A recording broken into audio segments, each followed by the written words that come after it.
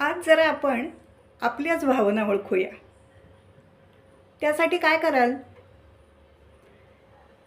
जे जे तुम्ही भावना अनुभवता ना दिवसभरामध्ये, त्याकडे लक्ष द्या. त्या भावनेला नाव देता येतंय का पहा.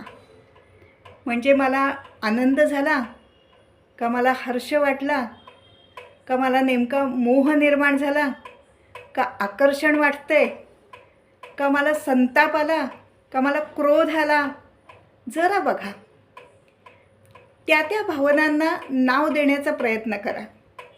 यातून तुम्हाला तुमच्याच भावनांची ओळख पटेल. आणि याच्यात थोडंसं पुढे जाऊन अजून एक काम करायचं की एखादी भावना घ्यायची आणि ती का निर्माण झाली असेल याच्या मुळापर्यंत पोहोचण्याचा प्रयत्न करायचा. बघा, जमतंय का?